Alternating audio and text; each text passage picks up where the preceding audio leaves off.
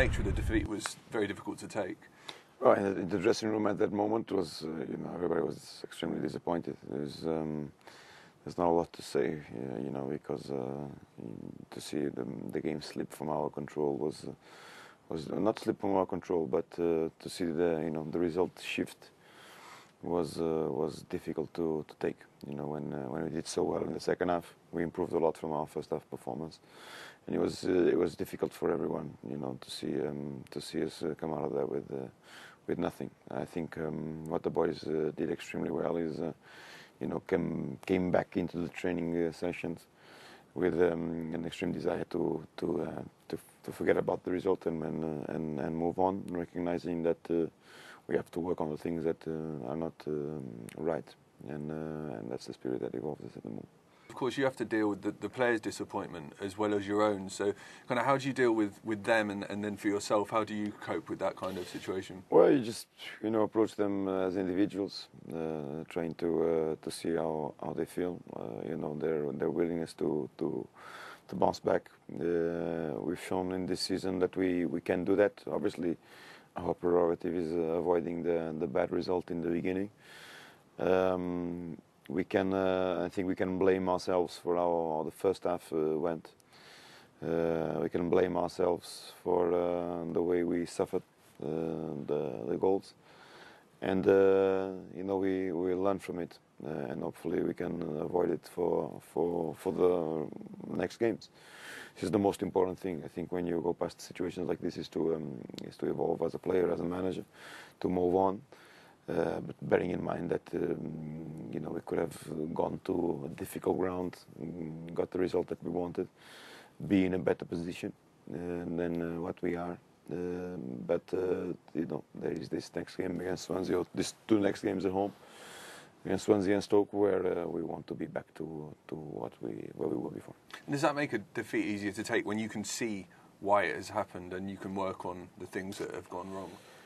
Yeah, I mean, when the defeat happens, when you suffer goals, there is always things that you have to analyze. Most managers do it. Sometimes you have to respect that the game is like that. You can't be perfect, or else you end up suffering no goals in the end of the season. So there's also, there is surprise. There's the opponent. The opponent wants to do well. And you have to recognize the moments where you have to work on. So we've worked this week on those aspects that didn't go so well for us in the game against Everton. Our possession, for example, in the first half, our defensive stability, and trying to refresh the players' ideas to move on to the next game with better knowledge of what we can do. And the positive, of course, is that there's now 2 home games before Christmas, starting with Suonsi this weekend, who arrive with an excellent away record, 5th best in the league. Yeah. We've got the 4th.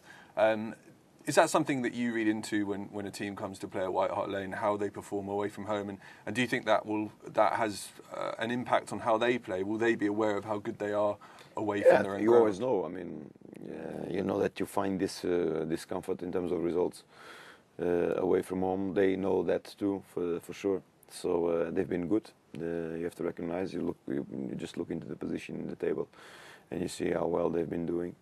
So from that aspect, we have to take on board there's not going to be an easy game. That Swansea are not there just because it happened. They are there because of their own merit and what they've been doing, the results that they've been getting, particularly away from home. It is always difficult in the Premier League, and we are aware of it, and that's what we want to do is to prevent them from getting out of White Hart Lane with something. And how much importance, when the team hasn't won, do you place on the next game, and especially a home game, getting 3 points? It's always important, but we recognize that obviously you have to move on. There's still so much in the league. You're not in a bad position, sitting just 3 points behind third. But you obviously you work on avoiding those bad results. When that happens, there's always the next game. I agree with you. I don't think at this time, for how we sit in the table, it affected it so much. We've done 16 games in the season, but we have went to Arsenal away, Man City, Man United, Everton. So we've cleared a couple of difficult grounds in the country, but we know that we want more. We want to do better. We want to be able to finish with the Champions League qualification. We want to evolve as a team. And for that to happen, we need to get those positive results. Yeah, I mean, and given the difficulty of a lot of the fixtures that we've already played, you must be pretty happy with where the team is, and all the injuries as well that we've had to deal with. Yeah, I think so. Particularly the players who were involved on those injuries are important players too. That can give us a major help, or can even give us more options. So we've come out. I think we've come out of a difficult period of 1 month and 1 week where we played 10 games or so, which is absolutely amazing and tiring for the players.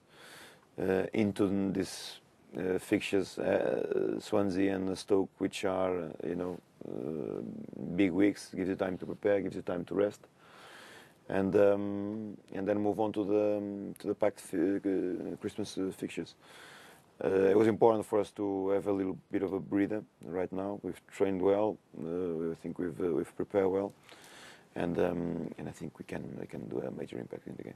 And of course, you've had a couple of major successes in the transfer window with Dembele and Lloris, who have come into the team and done fantastically well.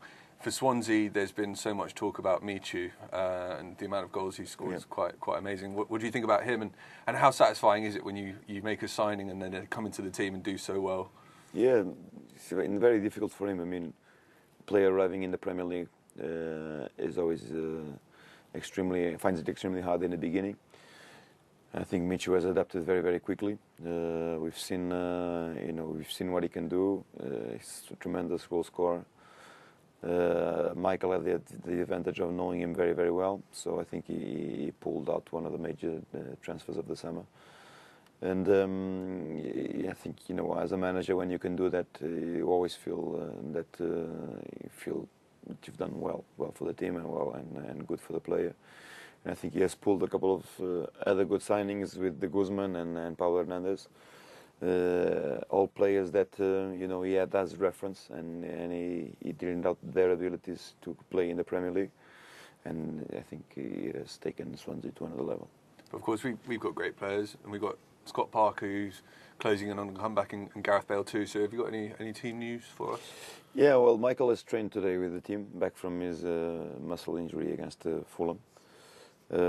Important for him, so he ends one more training session tomorrow to be back in contention for the games. Bale slightly below him. The extension of his injury was a little bit bigger than Michael's. Not an impossible scenario, but very, very unlikely for him to be involved in the game. On Scotty, we've been making good recovery on his fitness, so there is a certain possibility that he can be involved in the game. On Benoit, still a bit far off, but there's always possibilities. They've come out and joined the team, so now as soon as we recognise that they are match fit, they are going to be involved with us.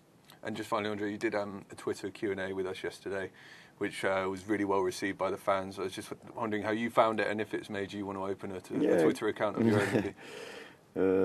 Maybe, I mean, something that we have to consider. But it was a good experience. I mean, all coming out live, different types of questions, and I'm just glad that it was fully appreciated by everybody.